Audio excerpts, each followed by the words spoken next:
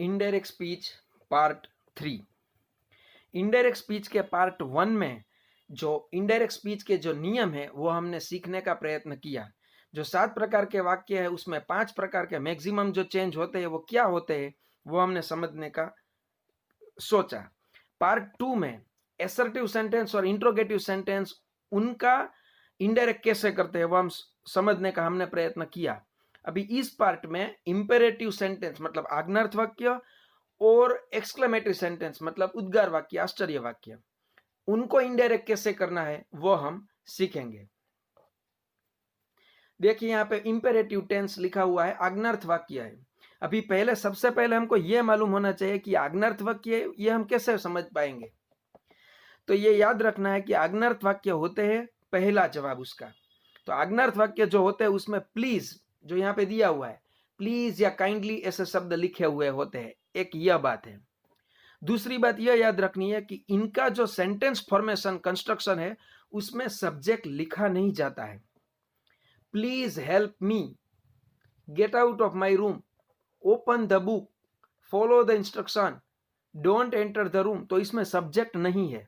मतलब सब्जेक्ट है लेकिन लिखा नहीं जाता है, क्योंकि सब्जेक्ट निश्चित है इसीलिए लिखने की जरूरत नहीं है, इसलिए लिखा नहीं जाता है। तो वाक्य की शुरुआत वर्ब से होती है, ये याद रखना है, बराबर। तो ये जो सेंटेंस है वो आज्ञार्थ वाक्य है, ये हम समझ पाएंगे। अभी इसे किस तरह से इनडायरेक्ट करना है। He said to her please help me, ये हमारा पहला सेंटेंस है।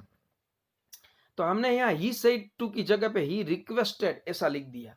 अभी सेड टू की जगह पे रिक्वेस्टेड क्यों लिखा, तो पहले यह याद रखना है जो हमने पार्ट 1 में भी सीखा है, यह याद रखना है कि आज्ञार्थ वाक्य में रिक्वेस्टेड, ऑर्डर, एडवाइज्ड ऐसे क्रियापद लिखे जाते हैं। उसके सिवा भी हमने कहा था इंस्ट्रक्टेड, सजेस्टेड, कमांडेड ऐसे भी क्रियापद होते हैं, लेकिन ज्यादातर रिक्वेस्टेड, एडवाइस और ऑर्डर में सभी आ जाते हैं, बराबर। किन्हीं वाक्यों में वो 3 दूसरे क्रियापद भी यूज कर सकते हैं। सेड टू की जगह पे रिक्वेस्टेड इसीलिए लिखा है क्योंकि यहाँ पे लिखा है प्लीज। मतलब ये याद रखना है कि प्लीज और काइंडली ऐसे शब्द जहां पे लिखे हुए हैं, ऐसे आज्ञार्थ वाक्य में हमेशा सेड टू की जगह पे रिक्वेस्टेड ही लिखा जाता है। बाद में ऑर्डर और एडवाइस के बारे में अगर सोचना होगा तो हम ये सोच, एडवाइस और ऑर्डर के बारे में अगर हम सोचेंगे तो हमें यह सोचना है कि बोलने वाला कौन है, पोजीशन या एज में, उम्र में वो बड़ा है या छोटा है। अगर बड़ा है तो वो ऑर्डर कर सकता है, एडवाइस दे सकता है। अगर छोटा है वो ऑर्डर नहीं कर सकता है, एडवाइस नहीं कर सकता है, वो सिर्फ रिक्वेस्ट कर सकता है। हमारा फ्रेंड है वो भी हमें एडवाइस कर सकता है अगर एक उम्र है तो भी, ये याद रखना है। तो पहले हम यहाँ सीखेंगे, यहाँ पे प्लीज लिखा हुआ है तो हमने रिक्वेस्टेड कर दिया, बराबर। तो वाक्य बन गया ही रिक्वेस्टेड हर। अभी हमने बताया था इनमें कोई कंजक्शन नहीं है, लेकिन वाक्य को जुड़ने के लिए हकार वाक्य में टू, नकार वाक्य में नॉट टू यूज होता है। तो प्लीज शब्द तो निकल गया क्योंकि यहाँ पे रिक्वेस्टेड लिख दिया। अभी वाक्य बचा हेल्प मी, तो हेल्प का हमने किया टू हेल्प क्योंकि यह हकार वाक्य है, एफर्मेटिव सेंटेंस है इसलिए। और मी वो सब्जेक्ट की जगह बदलेगा तो सब्जेक्ट की तरह बदलेगा, तो सब्जेक्ट ही है इसलिए इसकी ऑब्जेक्टिव केस हिम हो गया, क्योंकि मी भी ऑब्जेक्टिव केस ही है, बराबर। तो इसमें जो क्रियापद बदलता है वो भी इसी तरह बदला है, टू से जुड़ जाता है। हेल्प का टू हेल्प, यह क्रियापद में भी बदल हो गया, बराबर। तो वाक्य बन गया he requested her to help him. ये one of the easiest sentence to make indirect है। दूसरा sentence, she said to him get out of my room. अभी get out of my room ये ऑर्डर है तो हमने लिख दिया शी ऑर्डर्ड हिम। अभी गेट आउट का किया to get out of, my ये पजेसिव केस है और बदलेगा सब्जेक्ट की तरह, तो सब्जेक्ट सी है उसका पजेसिव केस हर हो गया, तो माई बन गया हर, रूम रूम। तो वाक्य बन गया she ordered him to get out of her room. इसी तरह से तीसरा सेंटेंस है, teacher said to student open the book. अभी टीचर जो स्टूडेंट को कहते हैं ओपन द बुक, आपकी बुक ओपन कीजिए, तो ये ऑर्डर हो सकता है, इसीलिए हमने लिखा टीचर ऑर्डर स्टूडेंट। यहाँ एस गलत लिखा गया है, टीचर ऑर्डर्ड स्टूडेंट, ये वाक्य बन गया। और ओपन द बुक इसका क्या किया, टू ओपन द बुक, मतलब ओपन का टू ओपन, क्योंकि यह हकार वाक्य इसलिए टू से जुड़ जाता है। बाद में यहां लिखा है, देखिए, doctor said to patient follow the instruction. तो डॉक्टर कहते वो एडवाइस है, इसलिए लिखा है doctor advise the patient. Follow का टू फॉलो द इंस्ट्रक्शन, यह हो गया। इसी तरह लास्ट सेंटेंस है जो नेगेटिव सेंटेंस है, तो he said to her don't enter the room. Room में मत आना, यह ऑर्डर हो सकता है, इसीलिए हमने यहां लिखा ही ऑर्डर्ड हर। अभी ये याद रखना है, डोंट की जगह पे हमें लिखना है नॉट टू, बराबर। डोंट की जगह पे हमें लिखना है नॉट टू, तो वाक्य बन गया not to enter the room. आप सोचेंगे डिडंट हो या डजंट हो तो क्या लिखना है, तो याद रखना है आज्ञार्थ वाक्य में हमेशा डोंट यूज होता है, डिडंट डजंट आता ही नहीं है। तो डोंट की जगह पे हम लिखेंगे नॉट टू अगर नेगेटिव सेंटेंस है तो, वरना तो हम टू ही लिखेंगे, बराबर, सभी सेंटेंस में। तो इस तरह से ये वाक्य बन गया, he ordered her not to enter the room, बराबर। तो इस तरह से इंपेरेटिव टेंस का इनडायरेक्ट बनता है। अभी देखिए चौथा सेंटेंस है एक्सक्लेमेटरी सेंटेंस, वो अभी ये सीखने वाले हैं। पहला वाक्य है he said to her what a clever girl you are. आश्चर्य वाक्य है, उद्गार चिन्ह है, इसके ऊपर से हमें मालूम हो जाएगा कि यह आश्चर्य वाक्य उद्गार वाक्य है। तो पहला चेंज हमने क्या लिखा है, ही सेड टू हर, उसका किया ही एक्सक्लेम टू हर। अभी हर के बाद हमने लिखा है विथ प्रेज। तो यह हमने पहले पार्ट में भी समझाया था कि एक्सक्लेम टू के साथ, क्योंकि जो आश्चर्य वाक्य होते हैं उसमें अलग अलग भाव होते हैं, तो जिस तरह का भाव है उस तरह का फ्रेज, शब्द समूह उसमें यूज होता है। जैसे कि यहाँ कहा गया है क्लेवर गर्ल, मतलब उसकी प्रशंसा है, तो हमने लिखा विथ प्रेज। दूसरा देखो, उसमें डार्क नाइट इट इज, रात बहुत अंधेरी है, तो डर है, डर का भाव है, तो यहाँ पे लिखा with fear. What a lovely day it is, तो ये आनंद की बात है, इसलिए लिखा विथ जॉय। बेडली परफॉर्म, तो यह गंदी अच्छी बात नहीं है, तो हमने लिखा विथ डिसगस्ट या विथ डिसलाइक। तो जिस तरह का भाव है उस तरह का फ्रेज हमें यूज करना है। अभी यह फ्रेज हम कहां पे यूज कर सकते हैं, तो हमने किया है ही, ये बोलने वाला स्पीकर है, एक्सक्लेम टू रिपोर्टिंग वर्ब हुआ, हर ये लिसनर हुआ, और उसके बाद में हमने लिखा है विथ प्रेज।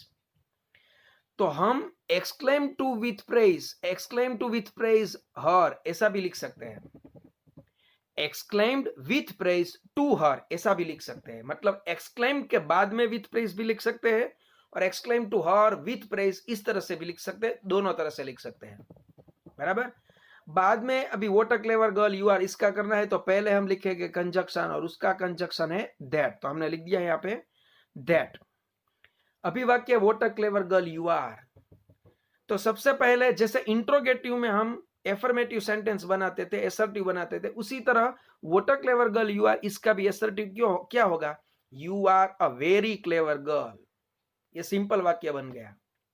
तो अभी उसका इनडायरेक्ट करेंगे, यू आर सब्जेक्ट और वर्ब से इसका इनडायरेक्ट करेंगे।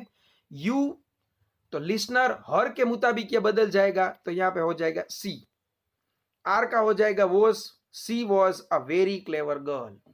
अभी वेरी शब्द हर एक्सक्लेमेटरी सेंटेंस में यूज होगा, क्योंकि कुछ बहुत अच्छा या बहुत बुरा है, इसलिए तो आश्चर्य है, इसलिए वेरी तो कंपलसरी इसमें यूज करना ही है। यहां लिखा है अ क्लेवर गर्ल, हम लिखेंगे अ वेरी क्लेवर गर्ल, बराबर।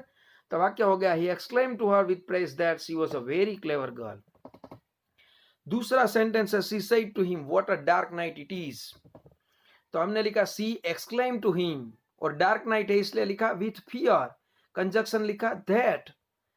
अभी वाक्य क्या है, what a dark night it is, तो it is a very dark night, तो हमने लिखा इट, जो कि बदलता नहीं है, इसलिए इट का इट ही लिखा, इज का वॉज लिखा, तो बन गया it was a very dark night. ये दूसरा सेंटेंस हमारा कंप्लीट हो गया। उसी तरह से तीसरा sentence, the king said to minister what a lovely day it is, तो हमने लिखा द किंग एक्सक्लेम, ईडी लगाना है, यहां पे रह गया है, the king exclaim to the minister with joy, क्योंकि लवली डे है तो जॉय की बात है, आनंद की बात है, तो विथ जॉय यहां पे लिखा हुआ है, और कंजक्शन दैट।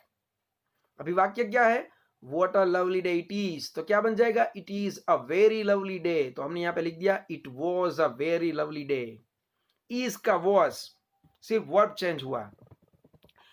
उसी तरह से last sentence, she said to him how badly you perform, जो एक्सक्लेमेटरी सेंटेंस है या व्हाट या हाउ, दो ही WH इंट्रोगेटिव प्रोनाउन से बनते हैं। तो यहां पे दिया हुआ है she said to him how badly you perform, और ये जो इंट्रोगेटिव प्रोनाउन है वो इनडायरेक्ट में यूज नहीं होते, वो भी हमें याद रखना है, क्योंकि यहाँ पे हमने कितने सेंटेंस बनाए जिसमें व्हाट का कहीं भी यूज नहीं किया है, बराबर, इनडायरेक्ट में वो यूज नहीं होते हैं। She said to him how badly you performed. She exclaimed to him, अभी badly है तो with disgust और with dislike लिखना पड़ेगा, तो हमने यहाँ लिखा है, that कंजक्शन भी लिखा है। अभी you performed very badly, ऐसा वाक्य है, तो you is subject और सेकंड पर्सन है, इसलिए him के अनुसार बनेगा, तो him का सब्जेक्टिव केस लिख दिया यहाँ पे he। परफॉर्म्ड है तो had performed and very badly, वाक्य बन गया she exclaimed to him with disgust that he had performed very badly। इसमें यह भी याद रखना है, ये तो इस तरह के सेंटेंस हो गए, लेकिन यह भी याद रखना है। देखिए पहला sentence, he said to her what a clever girl you are, तो हमने क्या लिखा, he exclaimed to her with praise that she was a very clever girl। यह वाक्य इस तरह से भी पूछा जा सकता है, he said to her what a clever girl, you are नहीं भी लिखा जा सकता है, तो भी हमें इस तरह से लिखना है, she was a very clever girl, बराबर। और यह सेंटेंस इस तरह से भी पूछा जाता है, he said to her what a girl, तो what a girl लिखा है तो क्लेवर नहीं लिखा है, तो क्लेवर, ब्यूटीफुल कुछ भी हम लिख सकते हैं, बराबर।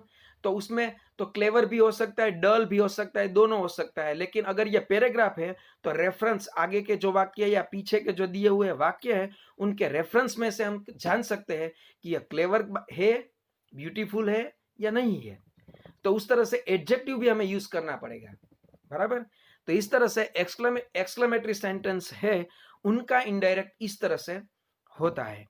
अभी आगे का जो पार्ट है, पार्ट 4, तो उसमें हम अपने जो लास्ट दो सेंटेंस, 3 प्रकार के जो सेंटेंस है, लेट्स वाला, लेट वाला और ऑप्टेटिव, शुभेच्छा दर्शक जो सेंटेंस है, गुड मॉर्निंग, हैप्पी बर्थडे, ऐसे जो सेंटेंस है उनका इनडायरेक्ट कैसे करते हैं वह हम देखेंगे।